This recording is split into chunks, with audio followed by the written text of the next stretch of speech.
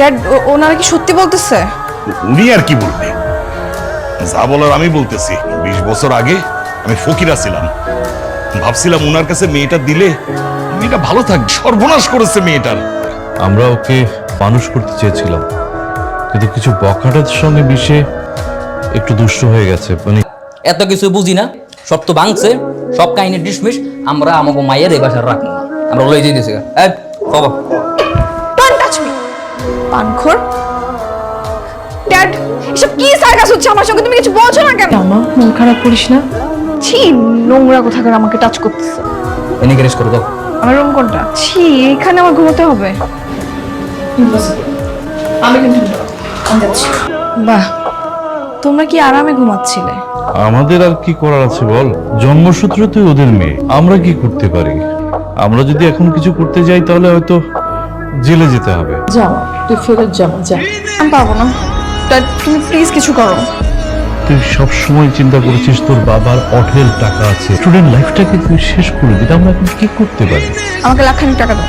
তুই কিন্তু এখন বাইরের একটা মেয়ে, আমরা বাইরের কাউকে তো লাখখানিক টাকা দিতে পারি না। আপনি অন্তত প্লিজ কিছু করেন। আমি এরকম একটা ফকিন্নি ফ্যামিলিতে জন্মগ্রহণ করেছি।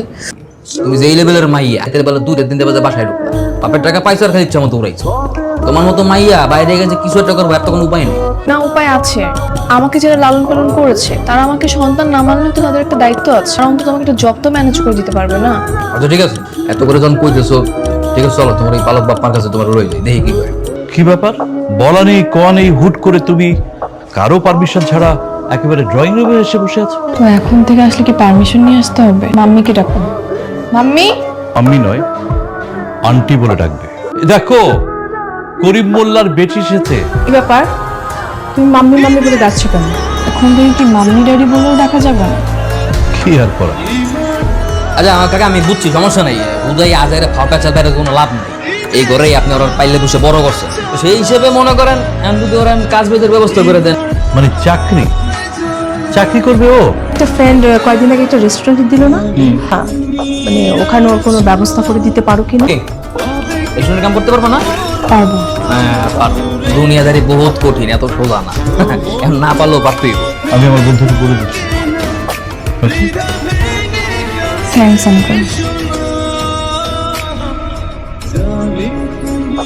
কিরে নোরা, তুই এনে? মনে পড়ে গেছে রে, আমার যেই বাবা মা, ওনারা আমার আসল বাবা মা না, আমাকে ছোটবেলায় দত্তক নিয়েছিল। আমার যে আসল বাবা মা, ওনার হচ্ছে ফকিন্নি গরিব, আমাকে নিয়ে বস্তিতে রেখে দিয়েছে। আচ্ছা তোমার থাকার প্রবলেম সেটা তুমি আমাকে আগে বলবো না? তুমি চলো আমার ফ্ল্যাটে থাকবে। তুমি আসো। আমি কি আসতে পারি না? দরজা লাগালে কেন? আমার ফ্ল্যাটে কোনো সমস্যা হচ্ছে না তো? ঠিক আছে। আচ্ছা নোরা, হাত ধরতেছো কেন? আরে বসো এখানে, বসো। আরে তোমার এই এত সুযোগ সুবিধা দিছি, আমার একটু শুনতে দিবা না? আমি চলে যাচ্ছি। যাচ্ছ কোথায়? কথাটা শুনে যাও। তুমি ছাড়ো বলতে, আমাকে বের হতে দাও।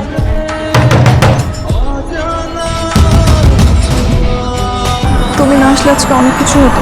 কিছু হইতো না, সময় তোমার পিছনে ছায়ের মতো লাগতেছে। সরি, তখন রাগের মাঝে তোমাকে গায়ে হাত তুলে ফেলেছি।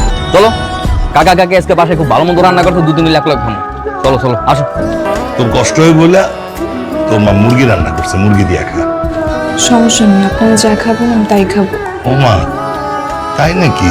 এই না হইলো আমার মাইয়া।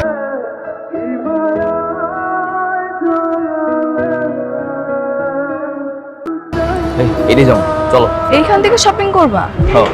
কি দরকার? এখান থেকে শপিং করলে অনেক বেশি খরচ হয়ে যাবে। অনেক বেশি খরচ। কিছু হবে না, তুমি আও। আমি সস্তা কোনো বাজারে যাই। দরকার নেই, আও। জীবন খালি একবার একটা বিয়া। তোমার একটা কথা কইছিলাম না, আমার আরো বহুত পরিচয় আছে, প্রত্যেকটা পরিচয় আস্তে আস্তে জানবা। দেখো কার গাড়ি? আমার তোমার গাড়িও আছে? খুব কি ব্যবসা করে দেখে কি গাড়ি কিনতে পারবো না? চলো চলো, পরে কইতে যাও।